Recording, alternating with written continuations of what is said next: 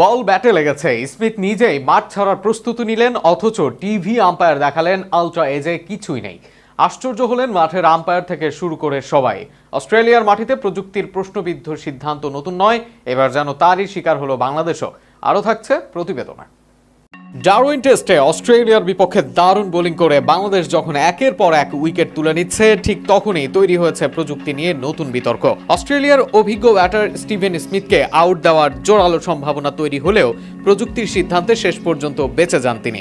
ঘটনাটি ঘিরে বাংলাদেশের সমর্থকদের মধ্যে তৈরি হয়েছে নানা প্রশ্ন। ইনিংসের গুরুত্বপূর্ণ সময়ে বাংলাদেশের অধিনায়ক নাজমুল হোসেন শান্ত রিভিউ নেওয়ার পরই স্মিথ প্যাভিলিয়নের দিকে হাঁটা শুরু করেন। তার শারীরিক ভাষা দেখে মনে হচ্ছিল তিনিও ধরে নিয়েছিলেন বল ব্যাটের কিনারায় লেগেছে এবং এবার তাকে ফিরতেই হবে। মাঠের আম্পায়ারের সিদ্ধান্ত বদলে যাওয়ার প্রত্যাশায় তখন বাংলাদেশ শিবিরেও ছিল আশাবাদ, কিন্তু প্রযুক্তির পরীক্ষায় দেখা যায় ভিন্ন চিত্র। আলট্রা এজে বল ও ব্যাটের সংস্পর্শে স্পষ্ট কোনো স্পাইক ধরা পড়েনি, ফলে আম্পায়ারের নট আউট সিদ্ধান্তই বহাল থাকে।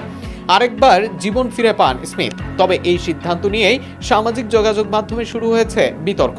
অনেকের প্রশ্ন, ব্যাটের এত কাছ দিয়ে বল যাওয়ার পরেও কেন আলট্রা এজে কোনো স্পষ্ট সংকেত পাওয়া গেল না? স্মিথ নিজেও যখন আউট ভেবে মাঠ ছাড়ার প্রস্তুতি নিচ্ছিলেন, তখন প্রযুক্তির ফলাফল নিয়ে সন্দেহ তৈরি হওয়াটা স্বাভাবিক বলেই মনে করছেন অনেকে।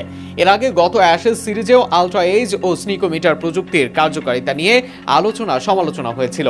গুরুত্বপূর্ণ মুহূর্তে প্রযুক্তির সিদ্ধান্ত ম্যাচের ফলাফলে বড় প্রভাব ফেলতে পারে। তাই এমন ঘটনায় প্রযুক্তির নির্ভুলতা ও স্বচ্ছতা নিয়ে প্রশ্ন ওঠা অস্বাভাবিক নয়। তবে স্মিথের এই বেঁচে যাওয়া বাংলাদেশের বোলিংয়ের দাপটকে ঢেকে দিতে পারেনি, বরং অস্ট্রেলিয়ার শক্তিশালী ব্যাটিং লাইন আপকে মাত্র 198 রানে অল আউট করে নিজেদের সামর্থ্যের প্রমাণ দিয়েছে বাংলাদেশ।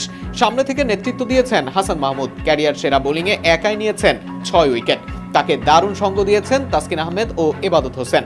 ফলে প্রযুক্তি নিয়ে বিতর্ক থাকলেও মাঠের পারফরমেন্সে বাংলাদেশই ছিল স্পষ্টভাবে এগিয়ে। স্মিথের মতো ব্যাটার একাধিকবার জীবন পেলেও শেষ পর্যন্ত অস্ট্রেলিয়ার পুরো ব্যাটিং লাইন আপকে চাপে রেখে 53 ওভারে গুটিয়ে দিয়েছে বাংলাদেশের পেস আক্রমণ।